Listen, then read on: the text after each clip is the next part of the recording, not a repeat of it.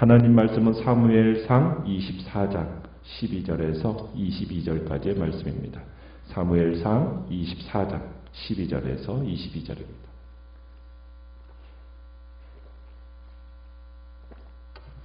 사무엘상 24장 12절입니다. 여호와께서는 나와 왕 사이를 판단하사 여호와께서 나를 위하여 왕에게 보복하시려니와 내 손으로는 왕을 해하지 않겠나이다.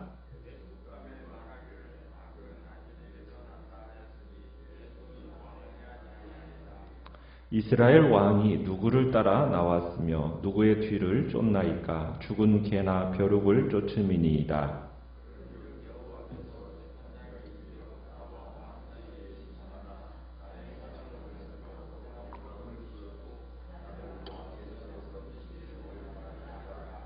다윗이 사울에게 이같이 말하기를 마침에 사울이 이르되 내 아들 다윗아 이것이 내 목소리냐 하고 소리를 높여 울며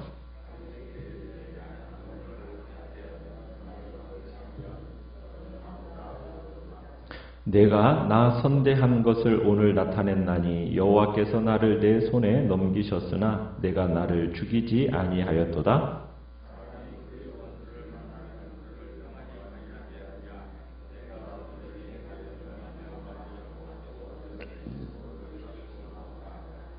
보라, 나는 내가 반드시 왕이 될 것을 알고 이스라엘 나라가 내 손에 견고히 설 것을 아노니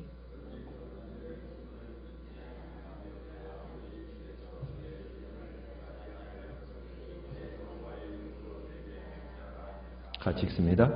다윗이 사울에게 맹세하매 사울은 집으로 돌아가고 다윗과 그의 사람들은 요새로 돌아가니라. 아멘.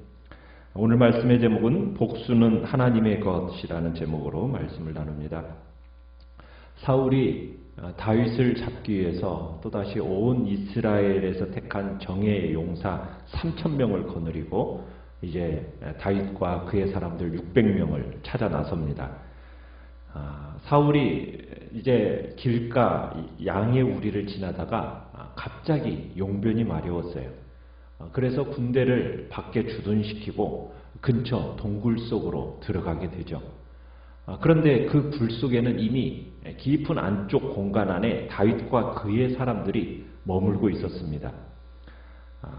다윗의 부하들은 사울이 이제 들어와서 홀로 있는 것을 보고서는 다윗에게 이렇게 얘기하죠. 다윗이여, 하나님께서 당신에게 기회를 주셨습니다 하면서 사울이 지금 용변을 보고 있는 이때 사울을 처치하자고 요청을 하는 겁니다.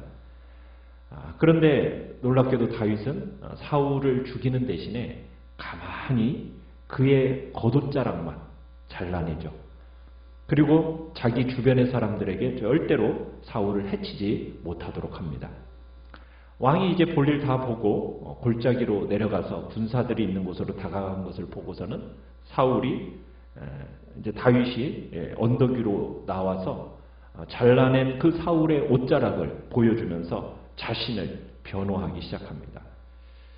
그 변호하는 내용이 이제 오늘 우리가 읽은 내용인데, 이 다윗의 발언 내용을 보면 자신의 억울함을 탄원하는데 그냥 그 탄원에만 그치지 않고 마치 법정에선 변호사와 같은 그런 발언을 하는 것을 보게 됩니다. 그러니까 자신의 절대적인 결백과 모든 것은 사울이 잘못 판단한 것으로 인해서 지금 이런 일이 일어나게 됐다라는 거죠. 자신이 사울을 죽일 수도 있었지만 죽이지 않겠다라는 어떤 경고이기도 하면서 하나님이 자신을 대신해서 사울을 심판하실 거라는 어떻게 보면 일종의 저주가 포함된 무서운 연설의 내용입니다. 다윗은 다시 한번 왕을 해치지 않겠다라는 그런 선언과 함께 모든 억울함을 누구에게? 여호와 하나님께서 신원해 주실 거라고 믿는 그런 말을 합니다. 그러니까 다윗은 하나님께서 자신을 위해서 친히 보복해 주실 것, 그것을 믿기에 자신의 손으로는 사울 왕의 피를 흘리지 않겠다. 지금 그렇게 말하고 있는 셈인 겁니다. 그러니까 12절에서 나와 왕 사이를 판단하시는데 누가? 하나님께서 나를 위해서 보복하시려니와 나는 내 손으로 왕을 해치지 않습니다.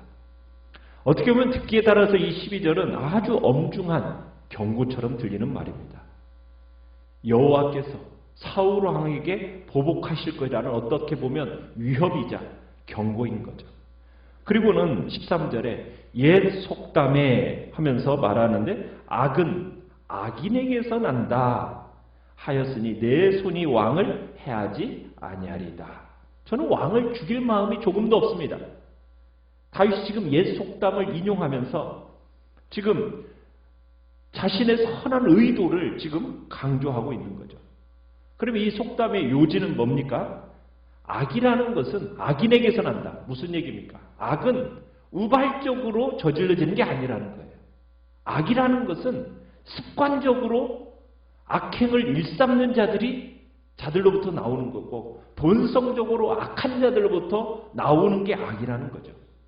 그러니까 이런 속담에 비추어 볼 때 다윗 자신은 악행을 촉발시킬 수 있는 이런 상황 속에서도 자기는 기회주의적으로 행동하지 않는 그런 위인이 아니라는 거죠. 자신의 인격적인 어떤 통일성 때문에 자기가 무슨 악에 처받쳐서 우발적으로 악행을 저지를 수 있는 상황이 그런 사람이 아니라 악을 저지를 수 있는 상황이 와도 자기는 원칙을 지키는 사람이라는 거예요.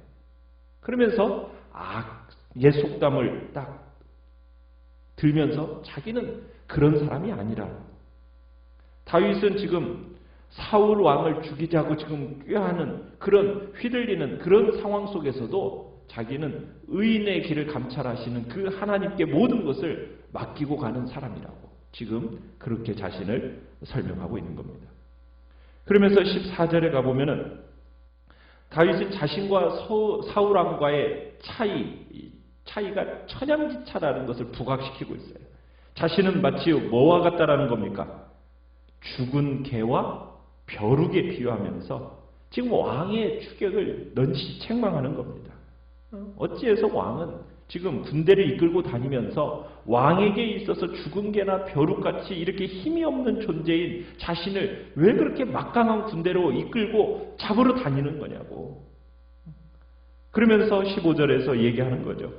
다시 한번 그의 모든 억울함에 대해서 여호와 하나님께서 공정하게 처리하셔서 사울의 손에서 건져주시기를 간구하고 있는 겁니다.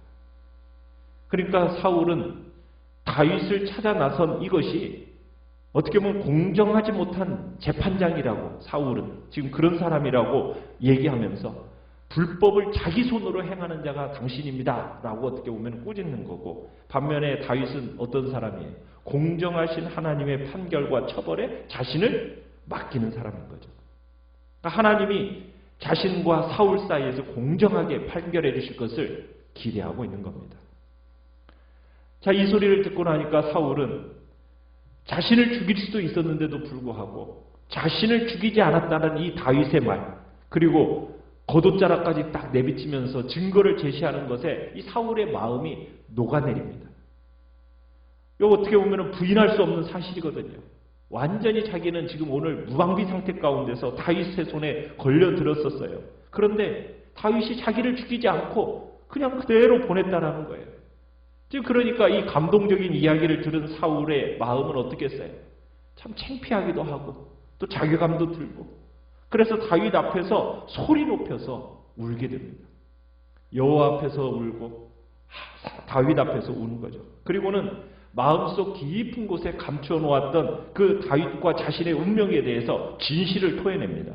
뭐라고 토해냅니까? 17절에 보면은 이렇게 얘기하는 거죠. 내 아들 다윗아, 이것이 네 목소리냐? 나는 너를 학대했는데 너는 나를 선대하는구나. 너는 나를 죽이려고 하는데 너는 나를 죽이지 않았구나. 사람이 원수를 만나면 어떻게 평안하게 가게 하겠는가? 그런데 너는 나로 하여금 평안히 가게 했다. 그러면서 너는 나보다 의롭다. 그러니까 사울은 다윗에게 너는 나보다 의롭다 고백해요. 어떻게 보면 시기와 증오로 가득 찬 자신과 의와 믿음으로 지금 뭉쳐있는 다윗을 딱 비교해 보니까 지금 이런 고백밖에 나올 것이 없는 거예요.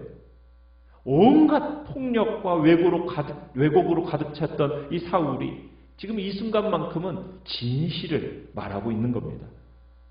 어떻게 보면 이제 다윗은 사울로부터 진정한 승리를 거둬간 겁니다. 무력이나 폭력 이런 거 전혀 쓰지 않고 오히려 사랑과 인내로 승리한 거죠.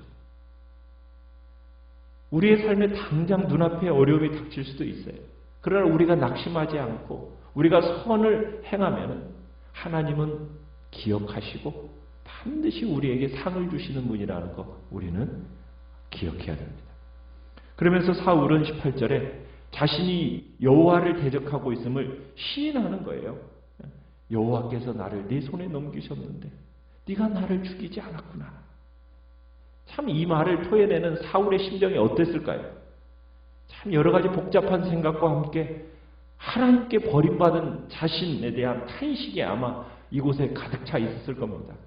참 사울은 다윗이 바로 원수를 죽일 수 있었음에도 불구하고 편히 자기 자비를 실천하는 그 모습 앞에서 찬양하면서 도리어 참 다윗에게 여호와의 축복을 빌어주고 있습니다. 그러면서 20절에 가보면은 다윗의 이 착한 행동에 감동받은 사울이 다윗에게 두 가지를 선포하고 있습니다. 뭐라고 선포하고 있습니까? 나는 내가 반드시 왕이 될 것을 안다. 나는 내가 이스라엘 나라가 내 손에 의해서 견고히 설 것을 안다. 그러니까 사울도 알고 있는 거예요. 다윗이 자신의 뒤를 이어서 왕이 될 거라는 것을 알 뿐만 아니라 다윗의 영도 아래서 이스라엘 나라가 견고해질 것까지도 확신하고 있는 겁니다. 사울도 지금 다윗이 이스라엘을 차지할 거라고 알고 있는 거예요. 그리고 이것은 다윗이 계획해서 되는 일이 아니라 하나님이 자신의 주권대로 이루어 가시는 일이라는 것을 사울도 알았다라는 거예요. 오히려 뭐라고 이제 21절에서는 얘기를 합니까? 현실적으로 얘기해요. 다윗이 차기 왕이 되었을 때 자신의 가문을 멸족시키는 그 복수를 하지 말아달라고. 자신의 이름으로 가문에서 정몰하지 않을 것을 맹세해달라고 요구하고 있는 걸 보게 됩니다. 왜냐하면 고대 사회에서는 이 왕조가 교체가 되면은 그 전에 왕 가족들을 어떻게 했습니까? 다 죽였거든요. 친인척까지 다 죽였거든요. 그러니까 다윗은 지금 사울의 요청대로 자신이 왕이 되면 사울의 후손을 선대하겠다고, 그의 이름을 가문에서 끊어지지 않겠다고 다윗이 맹세를 합니다. 참 일시적으로나마 사울과 다윗이 화해를 맛봤어요. 어떻게 보면 예기치 못한 작은 화해를 이룬 거죠. 그리고는 각자 자기 길을 갑니다. 사울은 집으로 돌아가고 다윗과 그 사람들은 요새로 돌아가요. 그렇다고 해서 사울과 다윗이 완전히 진정한 화해를 했냐? 그 말은 아닙니다. 만약 진짜 사울이 화해를 했다면 회개하고 다윗에게 어떻게 보면 왕위를 양회하고 자기는 물러서는 것이 진짜 회개의 모습이었겠죠. 아마 다윗의 망명생활을 종식시켜줬겠죠. 그리고 예루살렘으로 다윗을 불러들여서 어떻게 보면 인수인계 작업도 서둘러서 했지 않겠습니까? 그런데 사울은 그렇게 하지 않고 자기 길을 갑니다. 그 길은 어떤 길이었습니까? 안타깝게도 죽음의 길이었고 파멸의 길로 가게 된 거죠. 다윗이 사울을 죽이지 않고 그렇게 살려서 보낼 수 있었던 이유가 무엇이겠습니까? 다윗은 하나님의 때를 기다리면서 자기가 겪어야 할 고난을 감내하고자 하는 그 마음의 결심이 있었기 때문입니다. 그 결심이 없이는 하나님의 시간을 못 기다려요. 자기가 나서서 모든 일을 해결하려고 합니다. 왜? 그것이 더 쉬워 보이거든요. 그런데 그건 속는 거예요.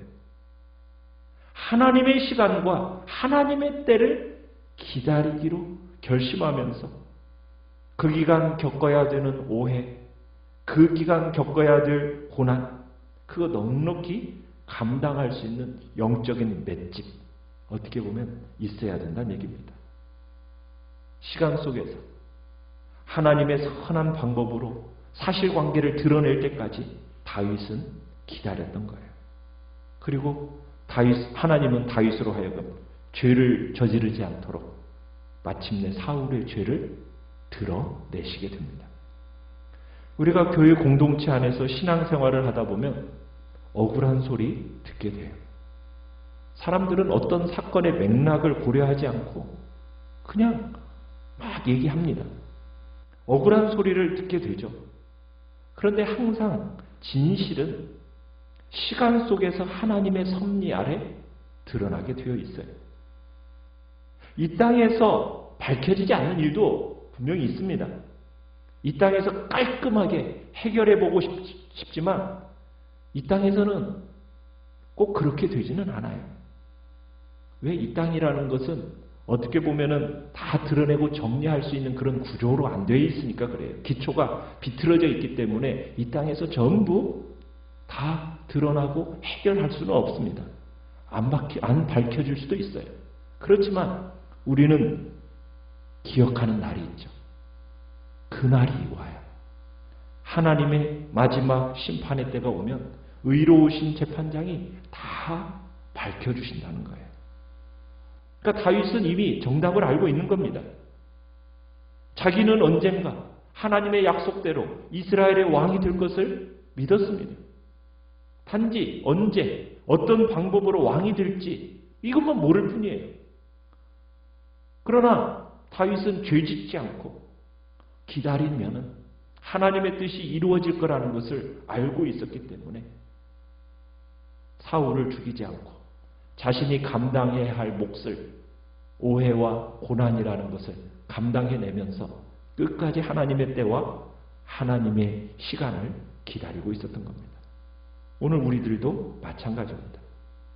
하나님이 재판장이 되셔서 하나님께 신원하면 하나님께서 처리하시고 하나님께서 하나님의 때에 하나님의 방법으로 이루실 거라는 것 우리 믿고 내가 뭔가를 처리하고 내가 뭔가를 하려고 할 것이 아니라 하나님 앞에 맡기며 나아가는 것이 우리 믿는 그리스도인의 삶이라는 겁니다. 우리가 하나님의 말씀을 붙들면 이미 승리한 거나 마찬가지입니다. 단지 시기와 방법을 모를 뿐이죠. 그래서 우리는 어떤 상황 속에서도 여유를 가질 수가 있는 것입니다. 환난 중에서 낙심하지 않고 의로우신 하나님을 바라봄으로 소망을 갖고 선을 행하는 복된 자리에 우리 모두가 있기를 간절히 축원합니다. 말씀을 생각하면서 기도하시고요.